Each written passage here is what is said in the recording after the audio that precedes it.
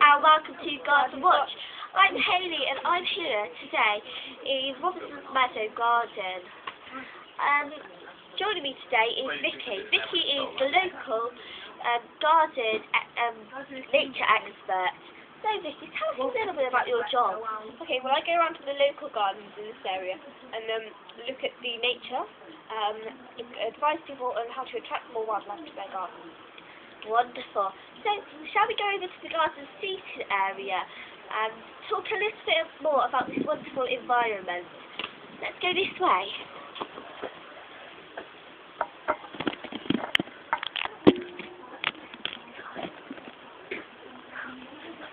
So, here we are. Take a seat there, Vicky, that's it. So, tell us a little bit about this beautiful environment that we're in today.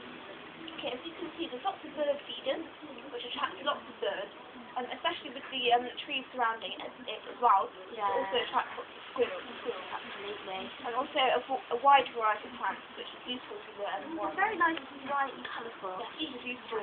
It attracts lots of butterflies as well. I love butterflies. They're very pretty. They don't go in my garden because it's quite dull. Yeah. Yeah. Okay. So, shall we go into the garden pond? The pond. Yes. This way. We just come over here. So here is the wonderful garden pond. Yes. So, how do you get a pond to look this pretty? Like, how do you get all this greenery around the shape? It's quite easy. Well, this plant is a natural spreading plant. It will grow very, very widely around it. So Yeah. especially, so if you go down to a local garden centre and ask for this type of plant, and they'll give you all of them like this. So do you just put seeds in or just spread? It'll just be one plant, Oh, and right. it'll spread itself. Yeah. Okay. So, before there was a fountain going, but it just got turned off for various reasons. So, what does the fountain do for this pond? Well, it creates something interesting for the wildlife. It makes it look better, look prettier. It makes their day less boring? Yeah, that is true. Yeah, it's something to attract them as well. What animals does it attract? Oh, the frogs, snails, fish. Well, you put the fish in the first place, and lots of water flies. I would have thought it would scare them away, but why not? Well, if you have it on just during the day, but they'll be used to this, and they're used to the water, so Yeah. they'll come to the pond anyway. What are you saying about frogs? So, the frogs aren't, it's such a small pond, all ponds are, that frogs are going to get a bit claustrophobic in that all day. Where else do they spend their time in this garden? Well, the pond is actually bigger than it looks, but there's in the surrounding area lots of greenery. So go back there, around this bit that connects into this bit of greenery, and maybe into some of the other gardens as well. Will the frogs attempt to get into the house? Oh, I very much doubt it, because they won't go near humans if they stay in the green areas. Are they quite shy? Yes, very. Okay. So, next part of the programme we're going to go right over to the bird feeding table and talk about all the different foods. So, should we head over there? Oh, did it?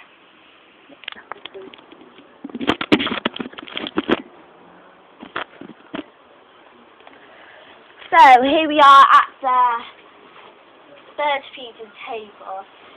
There's lots of different types of foods. We've got five if you count the top bit, different types of bird food. I didn't know you could get that many. Tell us a little bit about the differences of each one. Well, you can see there's different seeds with different nutrients. They will go for different ones, and they tend to know which ones they need at what time. The nuts there, the squirrels will be more attracted to the nuts. Can birds eat them? Some birds. They look quite big. Some larger birds, yes.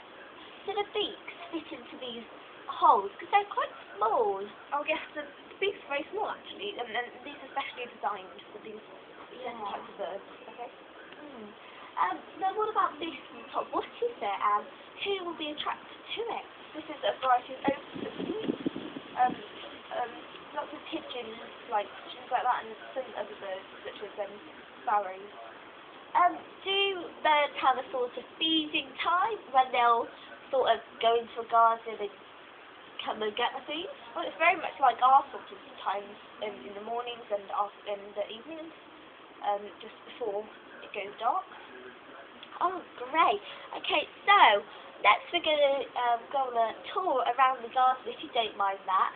As we go along, I'm going to ask you a few questions. Would you mind telling us a bit about everything? Yes, sure. Thank you. So first up, we've got these beautiful plants. Well, bush really, I'd call it. Is it a bush? It's a bush, technically, yes. How can you tell what a bush and a flower is? Well, What's it's the difference? It's larger. It has large leaves and thick stems, and it's very sturdy. And what's the name of this plant or this bush? This is xenophilium. Xenophilium. Where can you find these? Do they just grow automatically, or do you have to buy the seeds? No, you would buy the plant itself, and it would grow larger if it had this requirement. Yeah. As I can see that they're green petals, well, leaves, but with pink end tips on. Are the leaves supposed to be all pink when it's summer, or is that just the pattern? Oh yes, you got it right there. This it will flower in summer, and it will turn. If you see the pink, it will turn like that, all like that in summer. Yeah, that's quite a good flower. It's showing you the two differences there, isn't it? Yeah, so moving on around this tree. This is quite a nice little decoration in the corner of the garden. It's a nice little seat, isn't it? Yeah, it also provides lots of more feeding for birds. Yes, I can see in the tree. Up there. Which some birds that are shyer will be more likely to go to these bird feeders, so they still get food. But these seem to be quite hidden. Are birds clever? Can they got good eyesight to find this? Oh, they will detect it, and they will learn from their parents as well where certain foods, when you can find them, where you can find them. Excellent. Moving on to this beautiful plant that sort of caught my eye. So tell us a little bit about this. What's its name? Where can you find them? And what's attracted to it? Okay, this is creeper venom. Like the butterflies and bees will be attracted to this. It is a very hardy plant. Like survives well in the winter. Yeah. And it's all like this all year round. So you'll always get a nice flower. Okie doke. Moving on. I've just thought about something when I looked at these lights. Okay, these little lights, they might decorate your garden, but what does it do for the animals? Does it, like, annoy their hearing, or don't they mind it? Oh no, these lamps are designed very friendly with the wildlife. The lights are very also eco-friendly because they are solar powered. Wow. I didn't realise that actually. I haven't got them in my garden because I was quite unsure about them, but I may rethink that. Okay. So, what are all these little things along here? What are these for? These are nesting areas for the birds. Oh, that's quite good for breeding and everywhere. Yes, it's very good. It also attracts more birds. This garden's got quite a few. And these birds will also come back to this. They will come back year after year, and they will teach their kids to come, children. Wow. Okay, I'm sorry, but this is all we've got time for on today's show. So that's bye from me. Bye from me. See you tomorrow at exactly the same time. Bye.